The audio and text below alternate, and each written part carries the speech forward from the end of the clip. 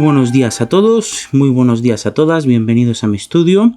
Yo soy Iván Ferreiro y hoy os voy a dar unas pequeñas pautas para todas aquellas personas que cuando quieren introducirse dentro del mundo de la pintura o meterse en un problema pictórico y no saben por dónde empezar, deciden recurrir a una lámina o deciden recurrir a un cuadro de algún otro artista para simplemente apoyarse. Para mí es algo totalmente válido, sin ningún problema se puede hacer esto, aunque sí que recomiendo otras formas y otras vías para introducirse y tomar contacto con la pintura.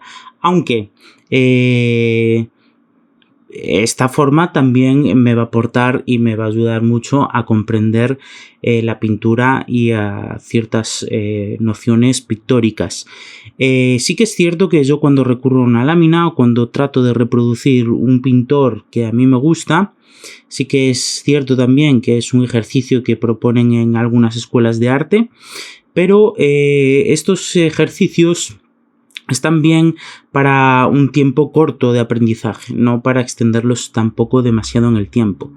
¿Por qué? Porque yo cuando elijo una lámina o elijo un artista o elijo un cuadro para poder reproducirlo, a mí ya me están dando solucionados ciertos problemas que tienen que ver con los problemas pictóricos. Entonces es como si yo soy un matemático y estoy intentando aprender matemáticas y para aprender matemáticas tengo que resolver problemas matemáticos. Es como si a mí me dan media ecuación resuelta, ¿vale? Entonces no estoy profundizando lo que debería profundizar en el acto de la creación o en todo el proceso creativo que tiene que ver con pintar un cuadro.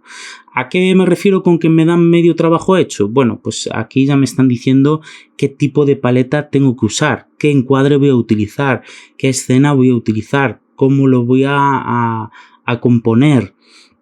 Vale, me están dando muchos problemas de tratamiento, muchos problemas resueltos, así como de análisis formal, de análisis, bueno, de mucho tipo de trabajo que hay detrás antes de simplemente involucrarse con el trabajo totalmente pictórico, ¿vale? Entonces está bien, ¿vale? Os lo propongo también que lo hagáis, pero no abuséis demasiado de este tipo de ejercicios para aprender a pintar. Buscar otras alternativas también, proponeros otros retos y así tampoco va a ser demasiado repetitivo el acto de aprender a pintar, porque si solo aprendemos a pintar de reproducciones o de láminas, pues esto se nos puede quedar un poquito aburrido, por así decirlo, porque es casi siempre la misma, ¿vale? O lo mismo. Entonces, simplemente, para empezar, ¿por dónde empezaría yo? Bueno, yo me cogería una fotografía de muy buena calidad, ¿vale? Cuanto más calidad haya en la fotografía, mejor. Si está muy pixelada, pues ahí no me va a poder ayudar a ver ciertas cosas que para entender cómo funciona la mente de ese artista, cómo funciona la mente de ese creador y cómo manipula y cómo modela la pintura. En este caso, seguramente muchos de vosotros habréis reconocido este cuadro. Yo voy a tratar de reproducirlo. Y Joaquín Sorolla, y es un cuadro que yo empezaría a reproducirlo simplemente haciendo un dibujo a lápiz de lo que estoy viendo. Y bueno, si quiero directamente ponerme a pintar, pues no pasaría por el trabajo del estudio de pintar a lápiz, simplemente pues me saltaría ese paso. Pero si lo dibujáis primero a lápiz o tratáis de reproducirlo primero a lápiz, vais a empezar ya a comprender ciertas cosas, os vais a empezar a fijar ya en ciertos detalles que a lo mejor pasan por alto cuando no nos estamos fijando con una profundidad tan marcada cuando nosotros intentamos reproducir el cuadro, ¿vale? Y luego, bueno, pues trataría de ver en profundidad pues también cómo ha utilizado el color y de qué manera, ¿vale? Entonces ahí entra el problema de si tenemos una buena lámina o no, con una buena calidad o no. ¿Qué quiere decir esto? Bueno, que yo me puedo acercar y puedo ver, fijaros, que es algo muy interesante en esta pintura. Aquí puedo ver la tela del lienzo, aquí está la tela del lienzo. Esto quiere decir que aquí apenas ha pintado. Ha puesto una mancha inicial, una veladura prácticamente, un poco de color manchado, un aguarrás o aceite manchado, y ya veis que la pintura es muy translúcida. Puedo ver aquí toda la tela, ¿vale? Y en cambio luego hay manchas mucho más empastadas, y en este caso yo no me encuentro ni un rastro de pincel, simplemente pintura mal diluida, ¿vale? Aquí hay más saturación de color, aquí hay menos, hay otros colores por ahí, entonces crea un juego cromático bastante interesante, y no se ve el rastro del pincel, es como una pintura muy trabajada, muy extendida. En cambio aquí sí que empiezo a ver una pintura más empastada y ya puedo reconocer un poco de pincelada, ¿vale? Un poco de gesto. Por ejemplo, aquí yo puedo reconocer una arrastrada que va desde aquí hasta aquí. Y aquí puedo reconocer otra arrastrada que va desde este punto a este punto. ¿Qué quiere decir? Bueno, que el artista cogió un pincel y extendió la pintura en este sentido. Pero extendió primero esta y luego extendió esta por encima.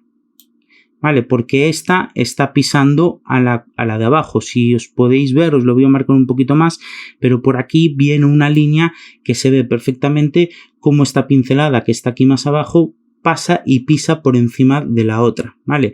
Se pueden ver también cómo esta pincelada más espesa, porque aquí yo ya no veo retícula del lienzo, ya no veo tela, está tapando y pisando todo este trabajo que había hecho anteriormente, ¿vale? Igual pasa con esta otra pincelada, que puedo ver un poquito cómo la ha trabajado, ¿vale? Simplemente ha sido con la misma carga del pincel, veo que lo ha apoyado con mucha masa de pintura, la ha arrastrado, y a medida que él iba arrastrando y dejando tinta o pintura encima del lienzo, se iba quedando sin pintura. Por eso esta mancha de aquí está mucho más diluida que esta de aquí, que es más intensa, ¿vale? Simplemente se ha ido quedando sin pintura a medida que iba añadiendo estos pequeños toques, y se ha encontrado que en este punto ya no le quedaba demasiada pintura, ¿vale? Ya veis que simplemente analizando un poco los colores y las texturas, nosotros podemos ver cómo Joaquín Sorolla trabaja un poquito la pintura, o trabaja sus pinturas, ¿vale? Incluso aquí podemos ver el gesto y la dureza de los pelos de su pincel, que deja aquí como unas líneas muy marcadas, ¿vale? Vemos por aquí mucho más trabajo. Fijaros en esta mancha. Esta mancha también deja un poquito ver o entrever la tela, por eso que yo intuyo que esta pintura estaba diluida o bien en aguarrás o bien en aceite, ¿vale? Esta es mucho más espesa. Fijaros cómo juegan con las viscosidades de las tintas. Más espeso, pinturas más espesas, las que tienen que estar por encima, las que tienen que tapar, las que quiere que se vea un poquito del tono de abajo, esta sería espesa, esta ya no sería tan espesa, y esta sería muy líquida, ¿vale? Las más espesas siempre por encima, y a medida que va alejándose o trabajando la pintura, va retirando aceite o aguarrás de su paleta. Bien, esta mancha verde está por encima de esta otra, y esta otra está por encima de esta, ¿vale? Entonces fijaros, de ahí ya podéis empezar a intuir los diferentes procesos pictóricos que hay. Ahí por lo menos hay 2 sesiones, ¿vale? Porque yo, para pintar encima de esta mancha sin borrarla o emborronar todo, debería dejar al menos secar una de ellas, porque si no, si yo voy a poner esta otra verde encima, corro el riesgo de que este color se me mezcle con este, ¿vale? Porque esto yo creo que es óleo, ¿vale? Y eso es muy común que pueda pasar. Entonces podría ser que lo hubiese pintado todo en la misma sesión sin ningún problema, sin batir demasiado esta pintura, podría haberla puesto encima, pero sí que se corre el riesgo muchas veces de embadurnar todo, ¿vale? Porque el óleo tiene sus tiempos de espera, no podemos forzarla. Muchas veces si la forzamos podemos crear, pues, embadurnar más que pintar, ¿vale? Entonces hay que ir escuchando un poquito, pues, cómo funciona y entender cómo funciona el óleo. Bueno, fijaros en esta mancha de aquí, ¿vale? Yo muchas veces cuando veo cuadros que me gustan por X o por Y, me fijo mucho en estas cosas, ¿vale? Vosotros cuando vais a ver una exposición, tratar de verlo también para ver cómo él construyó esa mancha, para que luego a vosotros también os funcione igual. Si bien yo lo que haría sería pintar con una brocha grande y luego fijaros que por aquí esta mancha está tapando a esta otra de aquí. Y aquí hay un giro, ¿vale? Esto seguramente porque él lo que hizo fue una mancha en este sentido. Voy a borrar esto para que lo podáis ver. Seguramente él hizo esto con una brocha de este tamaño y luego aquí giró y luego acabó. Fijaros como aquí ya no tenía pintura. Se ha quedado sin pintura, pero él siguió extendiéndola. Aquí se sigue viendo el mismo tono prácticamente que hay aquí. Pero aquí este es mucho más intenso, porque era el primer brochazo. Y luego a medida que él iba bajando, deslizó toda esa pintura hacia este lado y la fue repartiendo y extendiendo hacia la parte de abajo. Esta capa de aquí seguramente la pintó sobre esta capa cuando aún estaba húmeda, ¿vale? Porque aquí, esta mancha de aquí que se genera aquí, a mí me recuerda mucho a manchas que me ocurren cuando yo pinto húmedo sobre húmedo, ¿vale? Entonces simplemente esto os lo dará la experiencia, ver este tipo de cosas, cómo él giró la muñeca y cómo siguió extendiendo la pintura, ¿vale?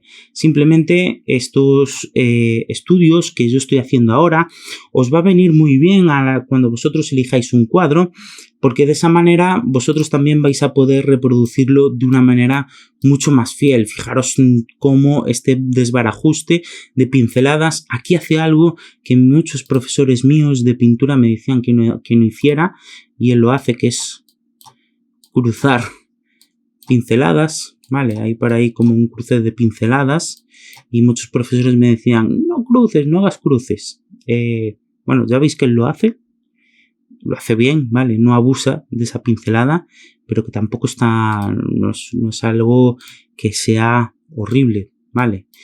Muchos de vosotros seguramente no os habréis dado cuenta, pero ahora mismo estamos viendo los pies de la chica, ¿vale? Estos son los pies de la chica.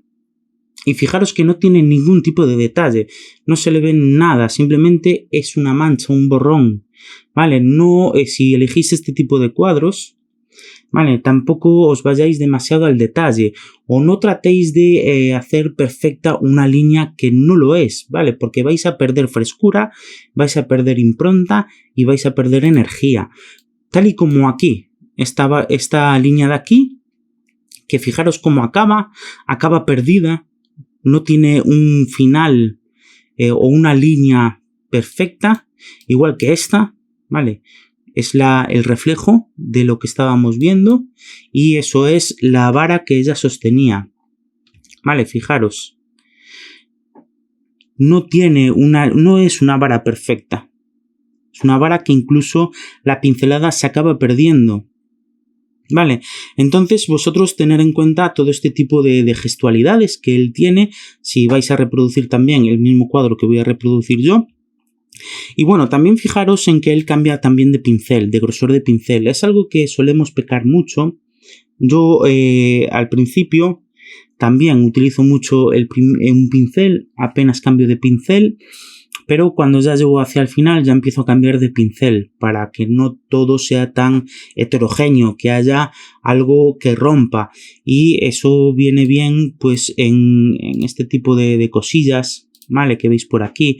Este es un pincel mucho más pequeñito, este es un pincel un poquito más grueso, ¿vale? Por aquí encontramos un pincel más grueso que hizo este gesto y este otro gesto, ¿vale? Entonces, vosotros fijaros que él cambia de pincel. Este es más grueso, este es menos grueso, este es más fino, ¿vale? Este es un poquito más grueso, este es un poquito, también es diferente, ese pincel y esa pincelada, este ya es más grueso también, ¿vale? Fijaros que va cambiando de pincel. Y la pintura no la trabaja en la paleta, que mucha pintura la utiliza o muchas mezclas las acaba en el propio lienzo, ¿vale? No utiliza tanto la paleta, sino que también trabaja en el propio lienzo la pintura, ¿vale? Mezcla aquí bastante. ¿Y en qué parte nos damos cuenta? Bueno, pues aquí. Fijaros aquí, esta arrastrada de aquí, que tenemos varios tonos en la misma arrastrada. Tenemos un tono muy amarillo, un tono más verdoso, por aquí un tono más rojizo y todo forma parte de la misma arrastrada del pincel. Vale, eso es porque seguramente debajo de esta mancha había un poquito de este rojo inglés y se ha mezclado cuando él intentaba taparlo o rectificar el color. También fijaros cómo funciona. Yo pienso que esta mancha la hizo o la ejecutó de esta manera, ¿vale? Fijaros que por donde voy, aquí los colores son más intensos, aquí son más intensos y cuando llego a esta parte de aquí, pues el color que yo llevaba al principio, que era este amarillo, ya está mezclado con ese rojo que tenía aquí, este rojo de aquí, y entonces se me ha virado el tono. ¿Vale? Entonces ha cogido ese amarillo, lo ha ido extendiendo y a medida que lo iba extendiendo se iba mezclando con el propio rojo que ya tenía puesto en el propio cuadro, ¿vale? Eso es lo que yo creo que pasó ahí, ¿vale? Según mi experiencia pintando. Y bueno, luego para terminar, fijaros en las olas, ¿vale? Nosotros aquí vemos una serie de pinceladas que destruyen todo el movimiento de la ola. Fijaros, todas estas pinceladas verticales. Son pinceladas verticales marrones. Y estas pinceladas verticales marrones no tienen nada que ver con toda la dirección que tiene la marea, las olas, ¿vale? Y fijaros que en esta zona también encontramos un lienzo sin cubrir en su totalidad. Yo aquí veo blanco del lienzo, ¿vale? Por ahí no ha pintado apenas. Y fijaros como aquí también una pincelada que no ha sido trabajada en la paleta, que no se han mezclado bien los colores, se mezcla estos tonos rojos con estos tonos blancos, pero no en su totalidad, no es una pincelada rosa dura, perfecta, sino que es un pincel cargado un poco de rojo y blanco. ¿Vale? Y en las propias arrastradas ese color se acaba de integrar en sí mismo, ¿vale? Estas pinceladas de aquí, ya vemos ahí que también esto de acá es el ancho de su pincel y fijaros cómo la línea de las cerdas de la pintura, los rastros de la pintura me dan la idea de cómo él ha extendido toda esa pincelada, ¿vale? Entonces simplemente verla, estudiarla, fijaros cómo va entrecruzando aquí ciertas pinceladas, ciertas arrastradas, ¿vale? Tomar una idea de cómo él fue trabajando toda esta pintura, ¿vale? Y bueno, simplemente nosotros cuando lo vemos con perspectiva vemos una genialidad, ¿vale? Un uso muy inteligente de los colores y de las pinceladas. Fijaros cómo esto es algo muy habitual y que mucha gente pues lo ves en sus cuadros y dices, aquí hay una corrección, aquí has metido un poco la pata porque se ve que hay un parche, ¿vale? ¿Y qué estoy hablando? Bueno, pues para que también veáis que Sorolla también corregía en sus cuadros, pero corrige de tal manera que parece que su cuadro está perfecto, ¿vale? Fijaros en esta zona de aquí. Perdón, voy a borrar esto. Fijaros en esta zona de aquí. Esta zona de aquí, si os fijáis, hay un cambio tonal y un empastamiento que aquí no vemos. Aquí vemos una pintura más ligera y aquí vemos un cambio tonal y un empaste que no se ve en otro lado, en otro tratamiento del agua. Y fijaros que aquí también hay un pequeño corrección del color para unificar este tono de aquí y este tono de aquí, porque aquí se le viró mucho los rojos y luego trato de integrarlo para que no pareciese tan parche, ¿vale? Si bien ha corregido un poquito el vuelo de la falda, me da que ha corregido un poquito el vuelo de la falda o la inclinación del brazo.